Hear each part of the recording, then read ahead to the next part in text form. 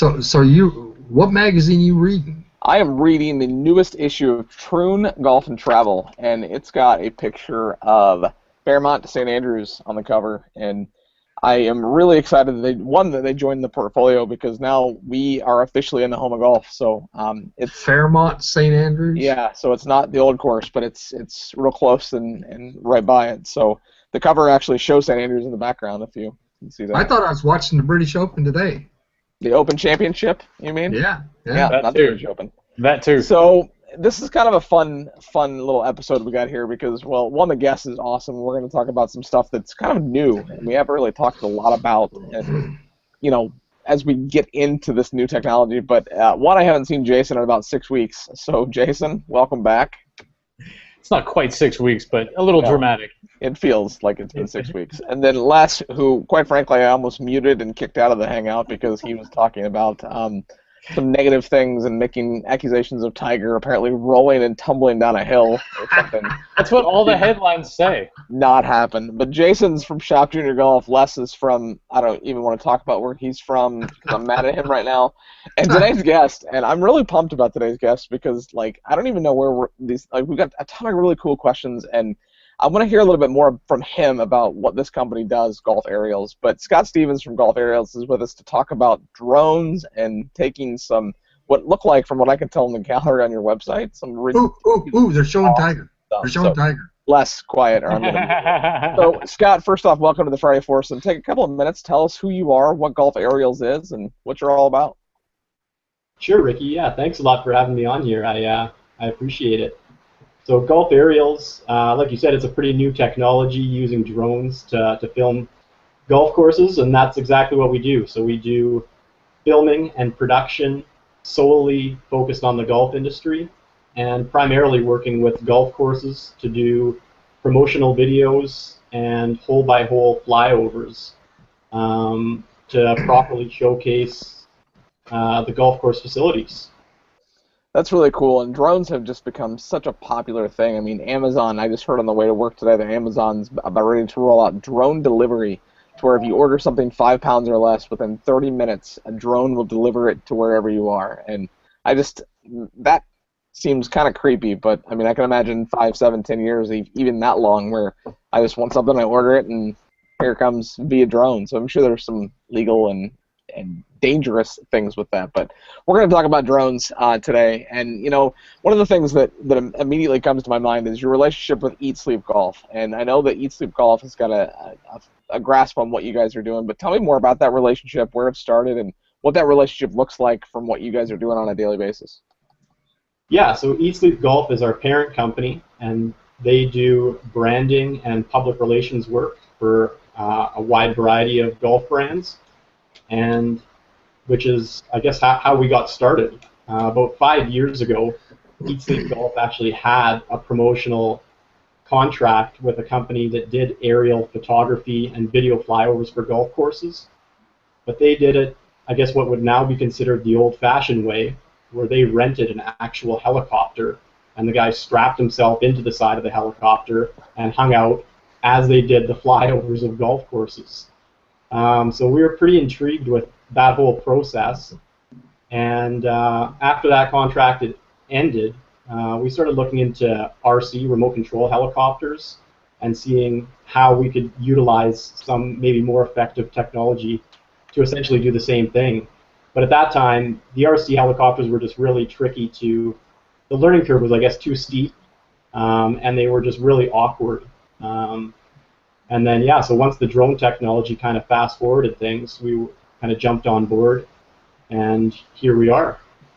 So when you say that about somebody being strapped to the side of a helicopter, I'm thinking that's kind of like my iPad, my first generation iPad. Like, that's so like drones 1.0. So like when you said that, I was thinking about that. So Jason, I can totally see you being like a test person to just strap yourself on the bottom of a helicopter and just film. I can see. I would totally love that. And no, I have never wanted to fly a drone over my neighbor's pool to see if she's skinny dipping either. Where did that come from? Drones have so many cool options for Yeah, them. that one, obviously. Yeah, I mean, come on. Like, you haven't thought... Like, come on, Scott. You haven't thought about it? You don't have to answer that, but I'm just saying. Answer that in the chat on the side. Yeah. We'll talk later. How's that? Jason, you got a ton of good questions. You know, like the drones are great. I think they've been fantastic for all sports, golf included. You look at any of the like X Games stuff. You look at any of the car racing, the motorcycle racing, even football now. I think is starting to use some of the drones. Yes. Like the camera angles that they have are just phenomenal. Your website and the pictures that you shoot are incredible.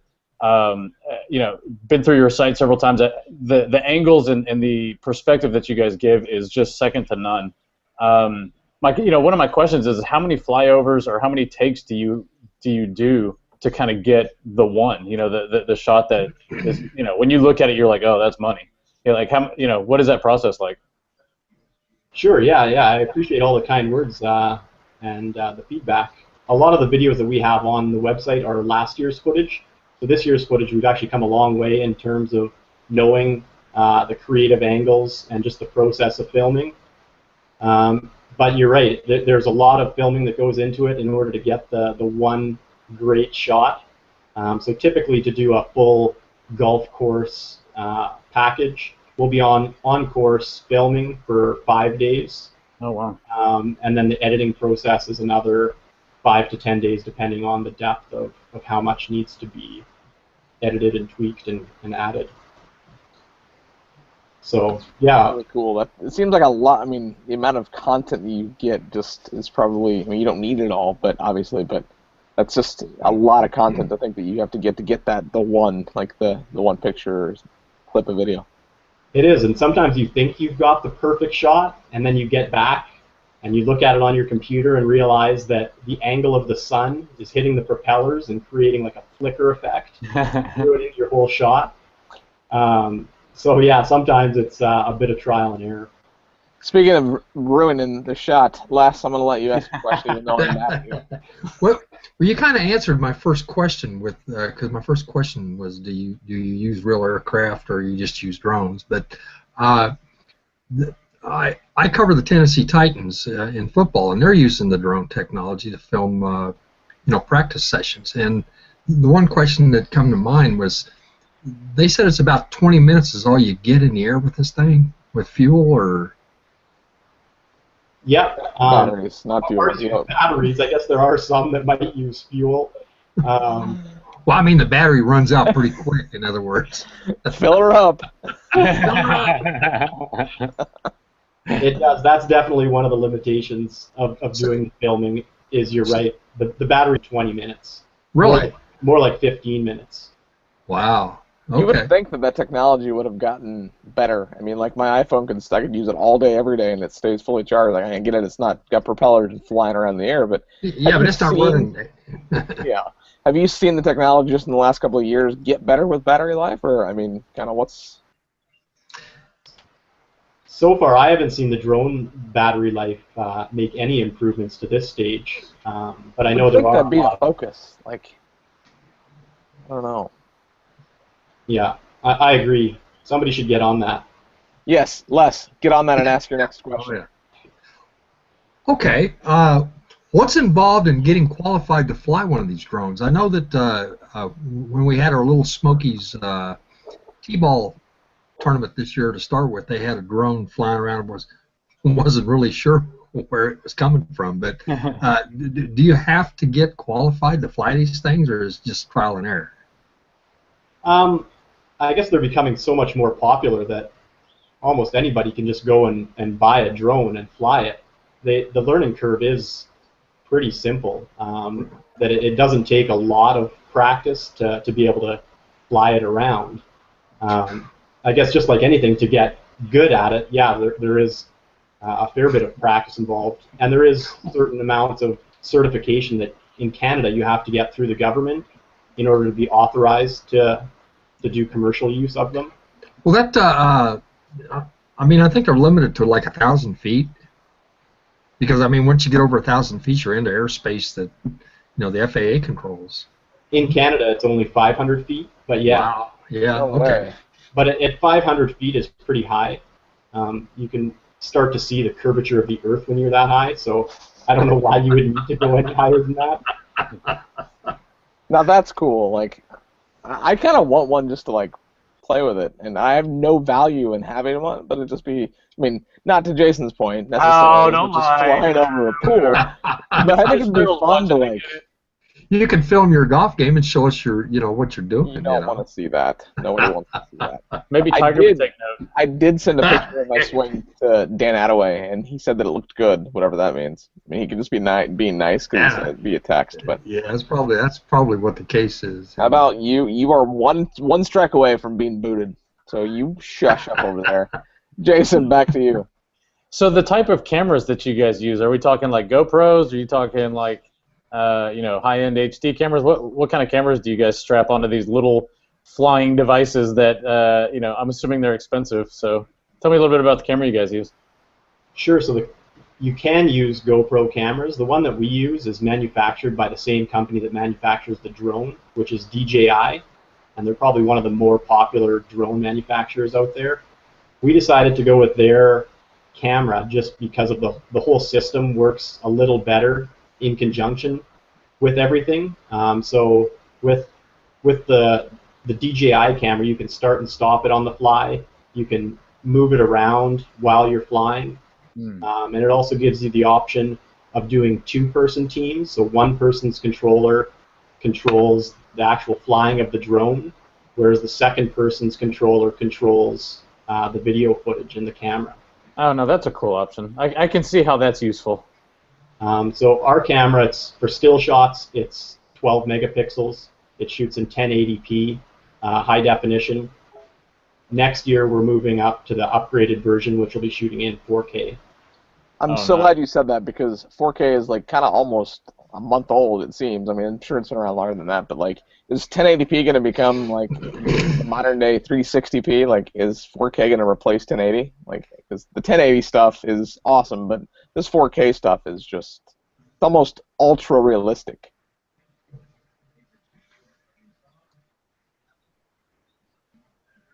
We lose someone? I don't know. Yeah, I think the 4K is definitely the trend of where things are going. And like you said, it's almost, I don't know what'll be next. Filming in 3D. That would be cool. Okay, so Spencer Cody down at Saywilo Golf Club has a drone. Brady Wilson at Action Southern Dunes has a drone. They have a drone down at the Gallery Golf Club, and I kind of want to see those three just race or something. That'd be fun, because I think they all three have the exact same drone. But so looking at buying a drone, let's say that John Doe wants to buy a drone. Like, what does that cost for just like a everyday use? And is there a difference between the drones that we would buy and the drones that you guys are using to produce these pictures and videos? Yeah, I guess there's quite a wide spectrum of the different drones that are available. You can get great footage with just the ones that you can get from your local photography store. So the base model DJI drone, you can just go and pick up. So it's a quadcopter drone. Some people are using octocopters, 8 propeller drones. But yeah, your basic quadcopter DJI drone will run you probably just under $2,000. Which would be the starting point. And then, I guess, depending on how long you want to fly for, you got to stock up on the batteries. They're $200 a pop. Wow. 15 minutes is good, and I don't even know if I can. I might go to the library and see if I can check one out, because 2,000 is a little too expensive. Jason. So, other than golf courses, have you done any other flyovers? Do you do any kind of other commercial flyovers, or even personally? Are there things that you like to photograph that personally, other than golf courses? Personally, I don't. I know drones have become super popular in the real estate market, but I primarily focus just on golf courses. We have done a couple of resorts, but those resorts are typically affiliated with a neighboring golf course. Gotcha. So Noel from greenskeeper.org wants to know, and it's a pretty straightforward, simple question, but speaking of greenskeeper.org, Les, did you know that greenskeeper.org is the sponsor of the Friday Foursome? I did. Without the laugh, that might be like the best little segue. Let's start doing that week in, week out. So he wants to know, and it's not just Noel, it's Noel and then a whole bunch of letters that I can't pronounce after it, but he wants to know what the golf course is on your homepage, It looks really cool, and I don't know the answer to that. What is that golf course? The golf course on our homepage Yeah. is Bradford Highlands Golf Course in Ontario, Canada. Very cool. Speaking of Bradford's sitting behind me. Wave, Bradford. He's not even sitting there, but that's funny that there's a guy in the office named Bradford. Les, back to you. Then we're going to go back. Johnny GK's got a whole bunch of questions, so I'm going to ask his 3 after you ask your next one. Okay, well, my number 3 question was kind of dumb, so I'm going to ask a different one. How do you fly this thing? Is it with a joystick or a Game Boy type thing, or is it with an iPad or Game Boy, Les. It's 2015. It's not Game Boy. I would say it's not that far off from playing a video game, though. Really? So it's just with a basic remote control, whereas one of the joysticks controls the altitude up and down, and the other one controls the movement forward and back. Wow. And my phone clips on to the remote control, and it'll display exactly what the drone is seeing. So that's cool. On your phone or your tablet, whatever you're using, you can change the camera angles, as well as start and stop the videos, take still shots. And that's done on the controller? That would be done through your phone, which clips onto the controller. Yeah. Okay. See, my pool idea is coming to fruition. Listen to that. It's even live feed. Come on, man. So Johnny GK Real time. from greenskeeper.org wants to know, he's got 3 questions. So the first one is, what golf course was the most difficult to film? And I'm curious what would make it difficult. So 2-part question. One is his part. Yeah. Was what's the most difficult? And 2, my question is, what made it difficult? I'm not sure what would make a golf course the most difficult to film.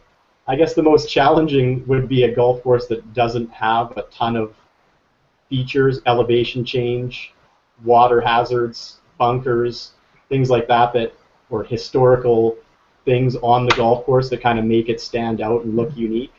If it's just a farm field kind of golf course, it's pretty tough to make that look spectacular. You can only do so much with color correction, and you can't paste in trees and things like that. So I would say, the biggest challenge would be, just having nice golf courses. So a place like Pebble Beach, that'd be boring, to do that. Yeah. What was your favorite golf course to film? Have you had a favorite?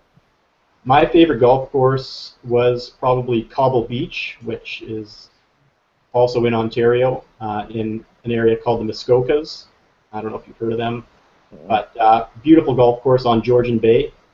You can see the water, I think, from every single hole on the course, so it makes for some really amazing footage.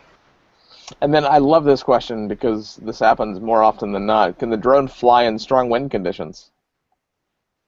It can, not really, I would say, you're going to get some pretty sketchy footage if you're flying around in hurricane force winds. If you're staying somewhat close to the ground, it's not too bad, but getting above 100 feet, you probably want to avoid any type of even mild wind conditions. Les, I'm still mad at you, but you're going to get the next question because I like Jason's next question. Get yours out of the way. Well, what goes into deciding how you're going to film the golf course?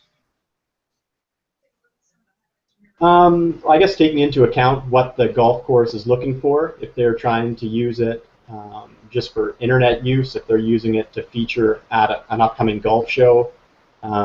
Typically we'll do one promotional video, which is kind of the highlight features from around the golf course, and then we'll do individual hole videos, so a 45-second to a minute video for each of the 18 holes that the golf course has.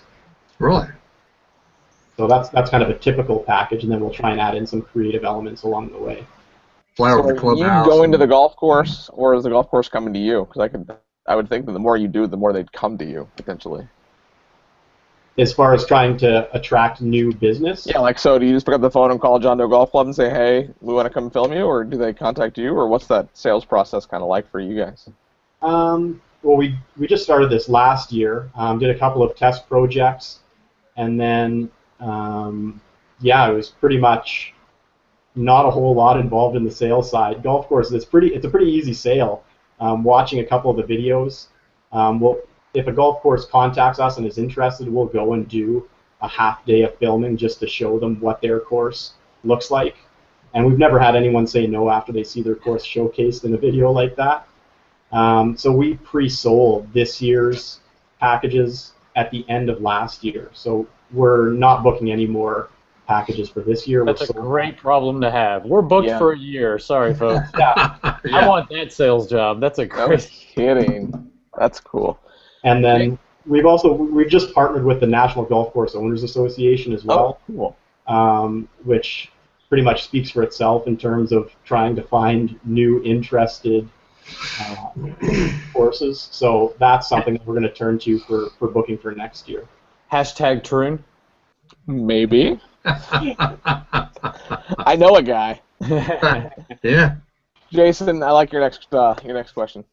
So we kind of talked about the picture that was the one or the oh wow picture. What are some of the golf courses that you filmed at when you got back to your desk and your computer and you looked at it and you just said, wow, that picture is amazing? What are some of those golf courses? I really like some of the courses out west. So in the Canadian Rockies, there's some really nice ones. I would say Grey Wolf Golf Course. It's actually into British Columbia on the west side of Canada. Is definitely one of the most breathtaking ones that I've done. Now, do you get to play the golf course too? Like, is that part of your package? Like, oh, fine, I'll come shoot it, but I got to play it too. That's in the fine print. You get to play while you shoot. How's that? No, we can't do that. We got to have a full dedication to the actual golf itself. So, Les, I'm going to let you have one more question, even though I don't want to. Well, I'm fresh out, man. How many drones do you have? I mean, do you have a full supply of them, or in case you crash one in your own job, or what? Right now, we've got 4. 4? Same one, or are they all 4 different? They are pretty close to similar. 3 of them are DJI with a DJI camera, and then the 4th one is a DJI drone with a GoPro attachment. That's cool. GoPros are tiny and produce some ridiculously good footage. I want one of those just to carry around. So, Les, you're done. You don't get to ask anymore because you said you were out and then you asked another one. So I'm curious how that works. Jason, back to you. I feel like we literally just got started and we only got a few minutes left. But Jason, any final questions from you? So outside of what do you see next in your business? Question. Is it the technology part? Is it filming different aspects or better? What's next in your industry? I mean, it's a very young industry, and I'm kind of curious, where do you see that going? Better batteries. Yeah, hopefully better batteries. Yeah, that would help for sure. Next year we are going to be moving more towards the 2-person drones, so having 2 people operating the drone. And we're going to be shifting towards a little bit of a different pricing platform, where as opposed to charging the golf course X amount of dollars, we're moving more towards an advertising-based platform, where that price will be subsidized by golf brands that can have an image overlay and sponsor the videos. Oh, that's cool. Number of holes they want per golf course, which takes the burden off the golf course to foot the upfront cost. So it then becomes a no-brainer. So that's something that we'll be looking at for next year. You had any conversations with the tour or the LPGA tour to go shoot, to prep for upcoming events, or do they already have a vendor for that, or have you even thought about that? We haven't even considered looking at that. Like I said, the response to date has been so overwhelming that we're really just trying to take it one step at a time. Well, it's a cool concept, and it's something that I see Spencer playing with the drone down at Saywilo, and I think he has as much he's having fun doing it. And I've only flown a couple, and the first one I flew was down there, and as soon as I started flying, I was like, I'm gonna crash this. And then 2 minutes later, I'm a pro. It's really quick to pick them up, and I do think having played video games pretty much, well, I still play video games, that helps with being, I think, kind of more agile with the drone. But it's it's going to be cool to see where they go and what happens with them, and to see how. I can almost see like news stations using them. Maybe I can see like weather. There's all kinds of different things, but golf it's definitely a place that it makes sense to have them, and especially from like a course tours perspective, and it's really cool, and it's neat to be able to talk to somebody that's doing it at golf courses, and I appreciate you coming on to talk about that. But before we let you go, we got this segment that Jason, have you watched the previous couple of episodes? Because we've shifted the name, and we've made it the Emergency 9. And even though Les just made a comment that he doesn't agree with the Emergency 9, what did you say? It should be a fire truck or something? I don't know, but it's the Emergency 9. It's 9 fun, just some golf, some not golf related questions. And are you excited? You ready? You ready for the E9? I'm pumped. Here we go. So the word crashed came up earlier, but have you ever crashed a drone? I have, yeah. Last year I crashed one, and it was a terrifying experience. There's a funny video that went viral this week on YouTube of they were filming like wedding photos, and it like comes up and it's this awesome picture, and they're standing in the field, and it's like backing up, and then it hits a tree. It goes into the tree. It was pretty good. So what is the one course that is on your drone footage bucket list? The one place that you want to film more than any course that you have yet? That is a good question. And don't say Augusta, because that's too obvious. Unless it really is Augusta. Yeah. And then it's a good answer. I would say I haven't done any filming in the courses in Hawaii. I've been to Hawaii many, many times. But I would say some of the courses there would definitely be drone filming worthy. If you happen to be going to Kauai anytime soon, let me know, or the next time you do go to Kauai or Maui, we can make that happen. I think Prince Phil Mackay Golf Club would be really apt to that, because they're really doing a lot of stuff with just technology. They've got golf boards, and Justin Bieber was actually there earlier this week, and he was riding the golf board and just hanging out on the beach. But like that course, they've got a hole that goes over the ocean, and that'd be a really cool course to do it. So if you need an excuse to go back to Hawaii, Kauai is calling. So let's go to your what? Who's Justin Bieber? You're way too old. Ricky's best friend. No. Outside of Tiger Woods. I do like his music, so that's beside the point. Oh, you should not have said that on live TV, for God's sake. Really? I also said on Twitter yesterday that I would rather see Tiger retire than to continuously show up and play like this. So it's been a big week for me. I've missed a lot of things this week. And the rant starts. So we're losing viewers left and right, but that's okay. I don't know if it was the Justin Bieber comment or the Tiger comment. Yes. Yes. In your personal golf game, have you ever had an ace? I have not. Nope, still searching for it. So here we go. What is your favorite course to play that you haven't shot drone footage on? I would say Kananaskis Golf Course, which is in Alberta, another one that's in the Rocky Mountains. I need to go to Canada, because every single course you've named I've never heard of. They sound awesome, and it makes it sound like a really cool place to be. Don't go in the wintertime. I wouldn't go in the wintertime. Who is your favorite LPGA Tour player? I think Lydia Ko is doing fantastic right now. I enjoy that. Les probably knows this more than I do. She had some record, 52 weeks without a miscut or something, or tournaments or something. And then she missed a cut in a major. Oh, yeah. Guess who else is going to miss a cut in a major this week? Ricky Fowler. Ricky Fowler! Yep, that's exactly what I was thinking. So I've been to Canada a couple times, and they've got some pretty good craft breweries.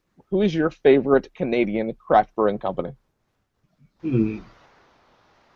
I like Kokanee. Never heard of them. That's awesome. No. And I also like Rickards. Nothing. I love it. That's cool. I would have been really upset.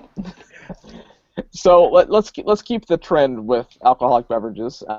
Canada is kind of known for whiskey. So do you drink Canadian whiskey, or do you drink, American whiskey? Canadian whiskey.